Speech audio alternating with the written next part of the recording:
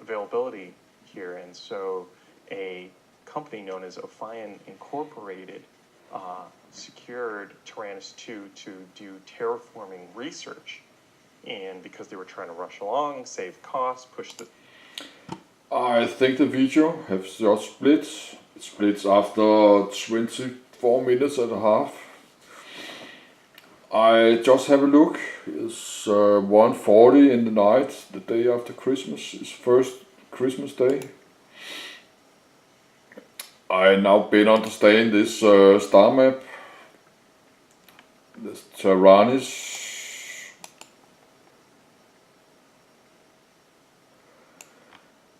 And we have the Stanson system. This is the Tyrannus system.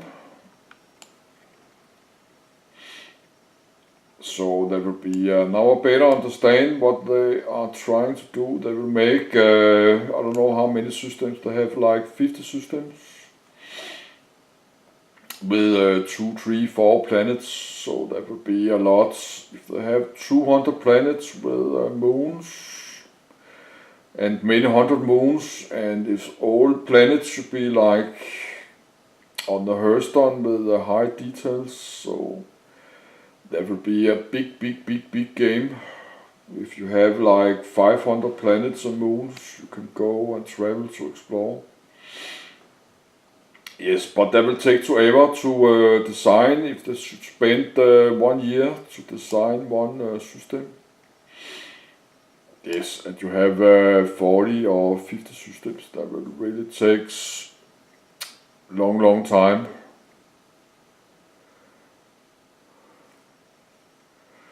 Yes, but I think you should go in a full screen to watch this, but I'll not do that now because there were some buttons you could hit back, and it's not working now because I have this in the window.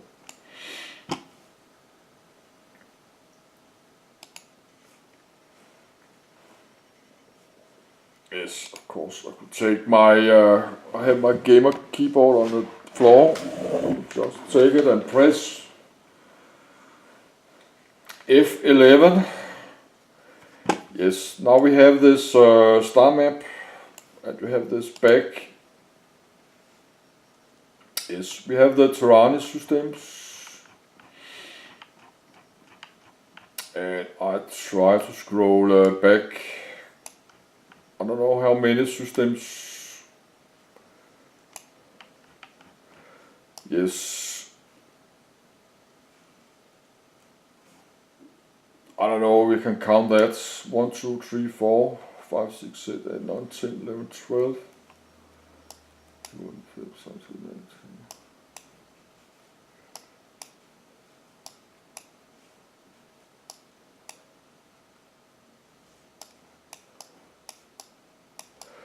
Yes, looks like 100.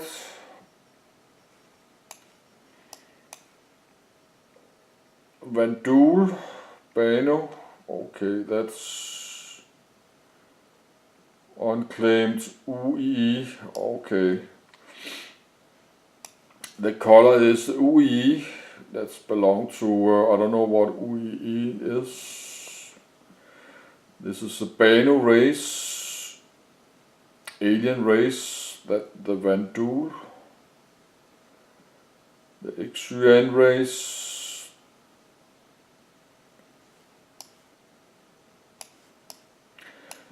But I don't think we have any of the, have the Stanson system. We don't have any of this. Yes, I know this kind of star map from, I play EVE Online many years. And they have many hundreds systems. They have same color with bloodlines, fractions. This is the Vandul. Virgo. Have no planets, maybe. It have.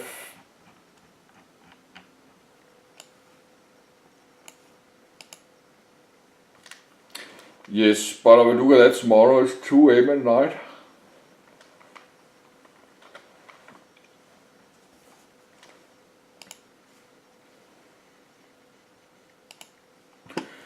So that will take some time to design so many hundreds There's 100 systems with 3 planets and moons. That would be 500 planets and moons. And also participated in some very shady labor practices. It ended up being a huge disaster, and they shattered the mantle of the moon, spraying debris everywhere that still surrounds the planet today and rains down fiery death on the world below. Yes, that's a problem with this game. You need some people to make it. Yes, if you have 100 star systems with planets, asteroid belts, moons, you have to have someone to make it, the models, the terrain, the textures, and they should have cities, they should have outposts maybe. So you need, they need some payments, salary, they need to get some money. So there will be a lot of work. It is just frequently bombarded and very dangerous. There is a growing trend nowadays for tourists to come visit the Broken Moon, specifically to recreate what they love from their favorite game, Arena Commander. And so they fly out here and stage mock battles and take photos of themselves. But that is not recommended because of the system being relatively dangerous. From here, from Tyrannus 2, we can head out now to the third planet, Tyrannus 3. And it is located on the edge of the green zone, and it is a smog planet who supposedly is the source of the system's name. It has such massive storms, and Tyrannus is an ancient god of thunder. Of course, there's competing theories about how the system got a name. Some people claim that the thunder was in reference to ships of the time trying to process the sound of asteroids colliding together, which made a deep kind of rumbling on board. Competing etymology theories there. So the storms are very dangerous, that not very many settlements would be able to last on the surface. Instead, the main habitation here is a research station known as Bathor, which was established in 2536 to study weather control techniques. Because, you know, Tyrannus was pretty much open territory for shady research projects. The station itself has expanded over the centuries and has become a full-fledged settlement for Tavaran and human.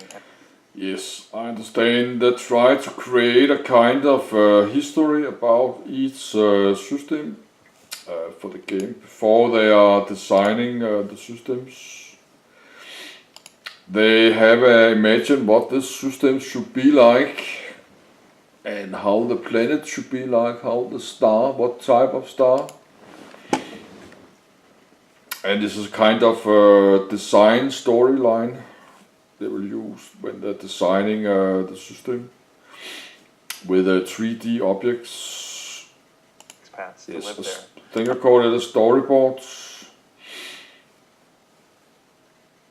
The large surge in Tavaran. But I'm still new to Star Citizen. I don't know so much about the history about Star Citizen, and yes, but I should read more of that maybe, but that will not be tonight. That's 2 a.m. Population happened when a outlaw pirate gang tried to take over the system by contracting with a large number of Tavaran mercs who at the time were considerably more affordable than their human compatriots owing to the recent Tavaran wars. And so a lot of the Tavaran remain. But I better understand now how big this game could be if actually they do this. Yes, just make 50 star systems, 50 solar systems with own planets and moons with asteroid belts. There will be a lot of different trade routes. You can go from all over, and you go mining, exploring, and you can go and visit every planet with multi-cruise ships, with cars and drive around. And yes, you can maybe make a base later. You can maybe build your own small base and go mining. They will have player-owned bases, but I don't think now they will have player-owned space stations. Maybe later big organizations in the game can build own player-owned space stations. We never know. System after this failed attempt by the Pirate Gangs that took up settling here. They, run a significant portion of the shops and stores here. And for being so out on the frontier, it's a pretty civilized area, at least one of the more civilized you're going to find in the system.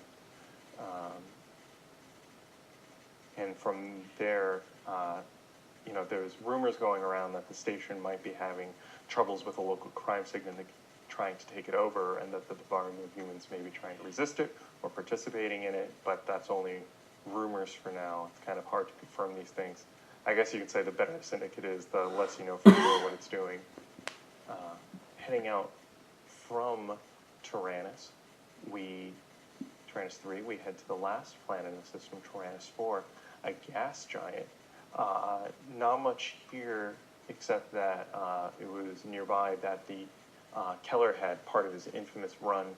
For those of you who need a refresher, the famed criminal Dean Keller had killed an undercover advocacy agent on Spider, and it was in the no-kill zone on that station.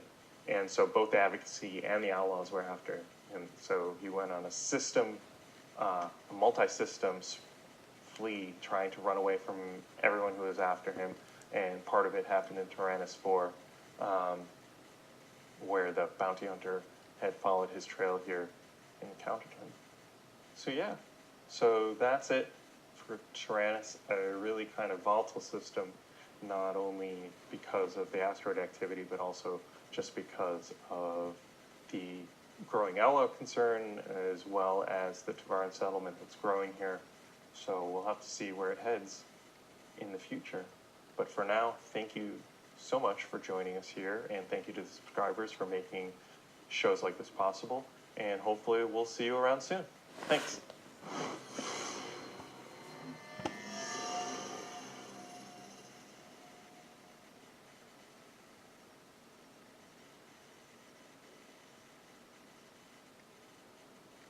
Thanks for watching. For the latest and greatest in Star Citizen and Squadron 42, you can subscribe to our channel, or you can check out some of the other. This is Chris Roberts. I did not know that because I've been so tired. I have not read all the names. That's Chris Roberts from Star Citizen and the designer of the Wing Commander game. And I think he's the CEO of Star Citizen, and I think he owns, yes, this is why it is Roberts Space Industry. That's Chris Roberts Space Industries. The shows, and you can also head to our website. He is on my age or younger. I'm 52. Thank you very much for watching. I think he's younger.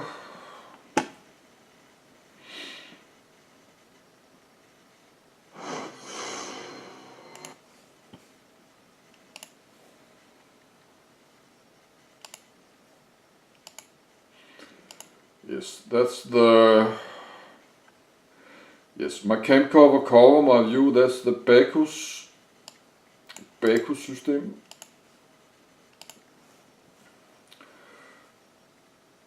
Yes, I need to go to, no, I don't need to go to full screen.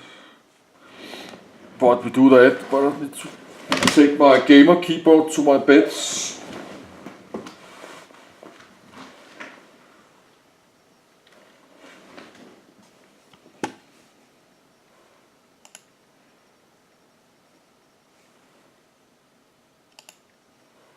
Yes, and I will copy paste.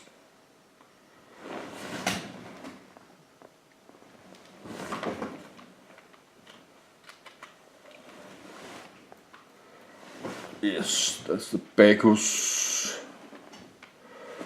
Yes, I could not do that. Copy paste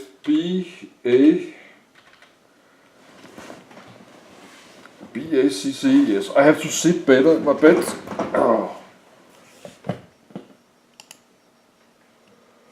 Yes, Bacchus. Oh, this looks. We have a twin star. Is a twin star system. We got the Bacchus A and small twin star Bacchus B. And the planets.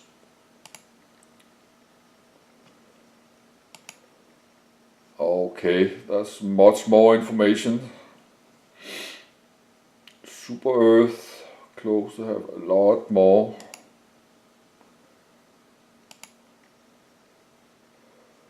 Routing.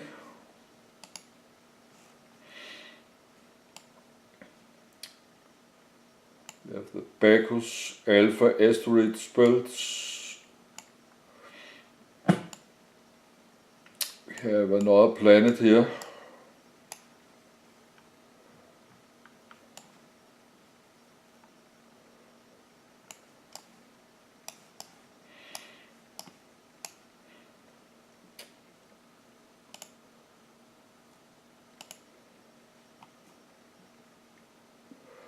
Ocean planets. Yes, there will be a lot of text, but I'm not going to read all this. That will take years and years and years to make as 3D objects. But I think they should just start to make the universe and just make some round shapes, just make some round planets, just so they have the size and the distance, and then they can design the planets one by one later. Yes, they could start with the centrum, they could start to make the stars and then build it, the system. But the first they should do is to make the systems just with some round empty planets, just some round models that would not take long time, and give them some names. Then I can change the textures. Yes, they should do it like this, just in the game. Just make some round objects. You cannot land and do anything. But just to have them, and then I can, in the right distance and stuff, then I can build it. That will take way too long just to add one system and then work 1 year or 2 years and then release it, and then next system, and maybe take 1 year each system. That would be like 50 years or something. That's too long time. So I think that was the best they could do. That was just to make the systems just with some round yes. Like in EVE Online, you have a lot of planets just as objects. You cannot go and land and stuff. I know it will not be like that in the Star Citizen. But they should do it just in the alpha phase, just to get the structure of the universe on the map. Make all the systems and just make some objects, round objects. Yes, with no terrain, no nothing. They could just add some, yes, water textures, if this water, just some simple textures, give them names. I don't know, I would have done that, but yes, but I'm not the designer of this game. I don't know how to design space games. And this is a story about this Bacchus system.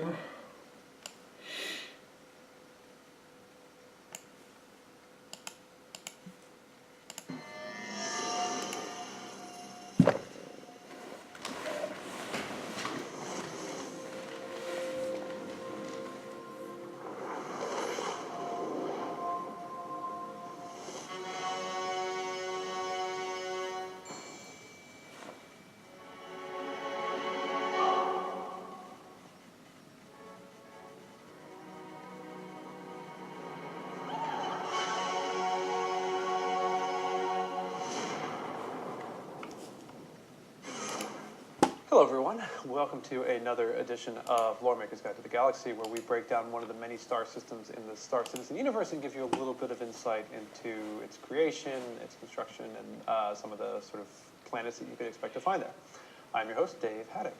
So today we're actually going to take a trip out to Banu country and have a look at the system known as Bacchus. Now, if you've been following Star Citizen for a while, this system should sound pretty familiar. This is one of the kind of original banner systems that actually we had been talking about since the very beginning. And I was actually trying to figure out when we had announced it and went back through all my old notes. And feel free to correct me if I'm wrong, but the first mention I could find, public mention of it I could find, was in the 6th installment of the Writer's Guide back in 2013. And so since then, obviously, the Banu culture has gone through kind of a lot of changes. As far as diving much deeper into exactly how they behave and sort of how they're structured and stuff like that. I mean, in the early days, they were pretty much set up as just being kind of a primarily trading culture. They, have basically been sort of humanity's first contact ever since we first ran into them, literally. And, we've never sort of had hostilities with them. They've always been super cool. And that's been pretty much it. And, since then, although our team of artists have sort of explored kind of how they look physically, there hadn't been a real kind of reveal of what we've been deciding upon the culture until the Defender sale, actually, where we did like a brochure of like sort of what to expect. I had to upload my YouTube, but I'll not stop the video. Like with a lot of these types of brochures and stuff, I just sitting 3 meters from here, 10 feet. Figure out and answer questions of how sort of we want the Banu to feel. So anyway, we'll just jump right in here and take a look at the system by jumping into our handy dandy star map here. So we are on Earth here, and let's zoom on out. I'm going to go into 2D mode to make it a little bit easier. Zoom out, turn on some jump points. Okay, so this is the Sol system, as we are all intimately familiar with. And all the way down here is Bacchus. So it's right inside sort of the Banu Protectorate. It has 2 jump points that are connected to the Gedon system, which is also a Banu system, and the Garen system, which was the sort of site of the kind of horrific terraforming massacre that led to the downfall of the Messers. So Bacchus as a system was sort of discovered in 2049. I had to lower the sound. It's a bit of a misnomer because it wasn't really discovered. Basically, humanity's first contact with the Banu was in 2438, and then after they signed the sort of Interstellar Peace and Trade Accord, the Banu basically told us about some of their other systems. And so Bacchus as a system was more revealed than discovered. So we don't have that sort of like backstory of like, oh, so-and-so was tripping around and stumbled across a jump point, et cetera, et cetera. So let's jump right in here. So as you can see, right on the surface, it's going to be an interesting one because it is a binary star system. So we got 2 stars at the center here, and then 3 planets. So Bacchus 1, 2, 3, and an asteroid belt in the middle, just because we're funky that way.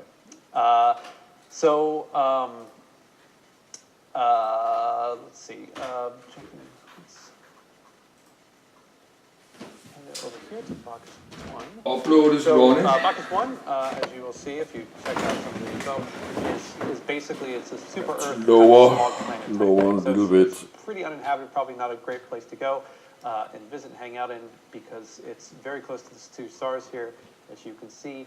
And interestingly enough, it has a very, very short solar day, which is we've got it calculated to be roughly 11 standard Earth hours in an orbital period of 60 days, which is pretty fast.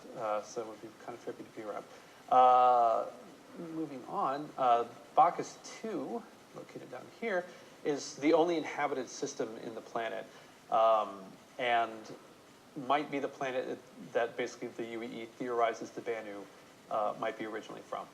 Now, first thing you probably notice about that statement is that that's a UEE theory, that this is the Banu homeworld. The reality is that no one really knows for sure. If you're wondering how that's possible, basically how can a species not know where they're from? One of the fun facts that we revealed, and one of my favorite things about the Banu, was that they have a very different relationship with history than we do. While humans are very keen on tracking sort of lineage and the identity of people who make